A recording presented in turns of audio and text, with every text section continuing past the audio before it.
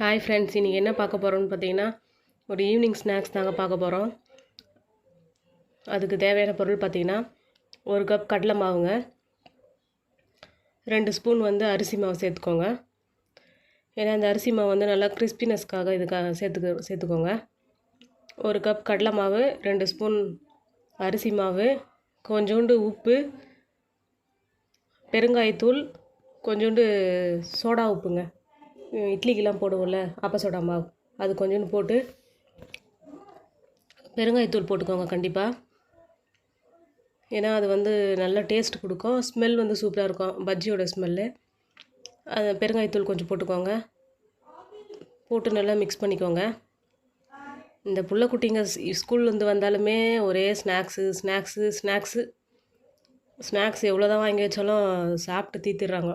Snacks தவிர வேறு எதுவுமே என்ன சொல்கிறது, சாப்பாடு கூட அவ்வளோவா சாப்பிட்றது கிடையாது, ஸ்நாக்ஸு தான். மழை வேறு பெஞ்சிட்ருக்குங்களா எங்களுக்கு எங்கள் ஏரியாவில், அதனால் சூடாக நல்லா சாப்பிட்லான்னு சொல்லிட்டு செய்கிறேங்க. கூடவே ஒரு அரை ஸ்பூன் மிளகாத்தூளுங்க, குழம்பு மிளகாத்தூள் தான் போட்டிருக்கேன், நல்லா டேஸ்ட்டாக இருக்கும், போட்டுக்கோங்க. போட்டு எல்லாத்தையும் நல்லா தண்ணி ஊற்றி மிக்ஸ் பண்ணிக்கோங்க. தண்ணி ஊற்றிட்டு நல்லா தண்ணியை கரைச்சிடாதீங்க, அதுக்குன்ட்டு நல்லா இந்த மாதிரி ஒரு தோசை மாவுக்கும் இட்லி மாவுக்கும் நடுவில் இருக்கிற பதம் தான் இதுக்கு பஜ்ஜிக்கு. நல்லா இந்த மாதிரி எடுத்து இப்படி போட்டால் நல்லா வரணுங்க. கலந்து ஒரு 1/4 மணி நேரம் அப்படியே வச்சுருங்க, மாவு ரெஸ்ட்டில் நல்லா ஊறும். நம்ம கரைச்சி வச்சுருக்க மாவுலாம் நல்லா ஊறுங்க. இது 1/4 மணி நேரம் அப்படியே ரெஸ்ட்டில் விட்டுடலாம். பாருங்கள், நல்லா எனக்கு கொஞ்சம் கட்டியாக இருந்த மாதிரி இருந்துச்சு, அதனால் நான் கொஞ்சம் தண்ணி ஊற்றிட்டேன்.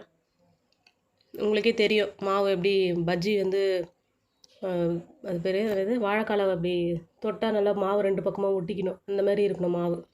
இப்போ ஒரு பாத்திரத்தில் எண்ணெய் காய வச்சு பஜ்ஜி நம்ம டிப் பண்ணி எடுத்துக்கோங்க. நான் அப்படியே முழுசாக போடல, என்கிட்ட அந்த பஜ்ஜி சீவுறது இல்லை, அதனால் நான் கையிலேயே தான் கத்தி வச்சு தான் கட் பண்ணேன். அதனால் வாழைக்காவை 2ஆக கட் பண்ணிட்டேங்க. அதை கட் பண்ணிவிட்டு அதுக்கப்புறம் ஸ்லைஸ் பண்ணி போட்டேன். பாருங்கள் எவ்வளோ சூப்பராக வந்திருக்குதுன்னு பாருங்கள், எவ்வளோ புசுன்னு வந்துருக்குது பாருங்கள் பஜ்ஜி. பக்கத்தில் என்னன்னு கேட்காதீங்க, என் வாய் சும்மா இல்லை, அதனால் அப்படியே ஒரு கொஞ்சோண்டு மைதாவும் சர்க்கரையும் போட்டு அப்படியே ஒரு ஸ்வீட் போண்டாவும் செஞ்சுட்டேன். ஃப்ரெண்ட்ஸ், வீடியோ பிடிச்சிருந்தால் லைக் பண்ணுங்கள், ஷேர் பண்ணுங்கள், கமெண்ட் பண்ணுங்கள். ப்ளீஸ் சப்ஸ்கிரைப் பண்ணிவிட்டு பாருங்கள் சேனலை. தேங்க்ஸ் ஃபார் வாட்சிங். நெக்ஸ்ட் வீடியோவில் பார்க்கலாம். பாய்.